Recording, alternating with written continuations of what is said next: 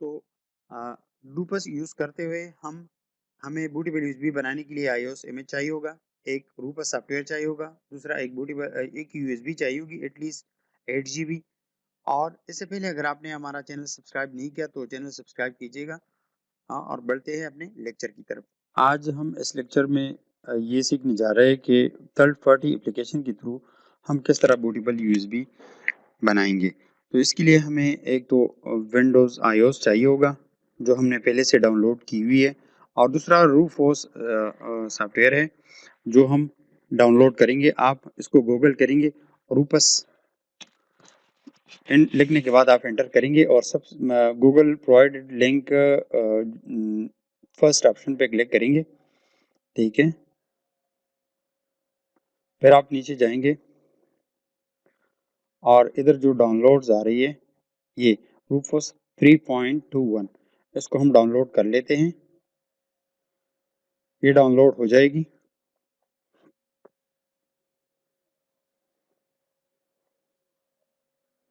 ये डाउनलोड करने के बाद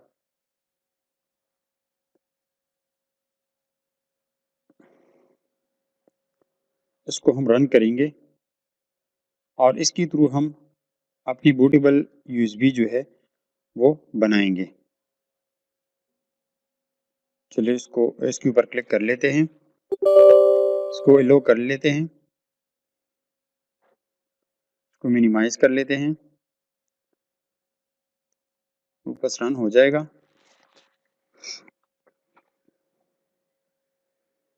लेकिन उससे पहले हम ये कंफर्म कर लेते हैं कि हमने मेक श्योर करना है कि अब सिस्टम के अंदर हमने यूएसबी रखी हुई है। ये हमने 14.4 GB यूएसबी जो रखी हुई है, और ये मेक श्योर करना है कि आपके जो डाटा है वो आपने महफूज किया हो।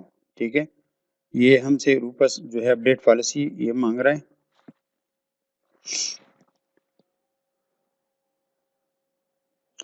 ये विंडो पर रूपस जब रन हो जाएगा आपके पास आ जाएगी। ये यूएसबी उन्होंने पहले से पिक की हुई है, और ये बूट सिलेक्शन ऑप्शन जो आ रही है, ठीक है, इसमें आपने डिस्क और आईएसओ इमेज ये सेलेक्ट करना है और फिर सेलेक्ट के ऊपर क्लिक करना है। सेलेक्ट के ऊपर जब हम क्लिक करेंगे तो फिर ये ब्राउज करेगा जहाँ पे हमने iOS रखी हुई है, हमने उधर क्लिक करना है। ये हमने डेस्कटॉप पे रखी हुई है, हम उधर चले जाते हैं। डेस्कटॉप में जो iOS हमने रखी हुई है ये, इसको हम सेलेक्ट कर लेते हैं। ये स्कैनिंग कर लेगा। ठीक है, थोड़ा टाइम लेगा ये। हाँ, ये उन्होंने पिक कर लिए।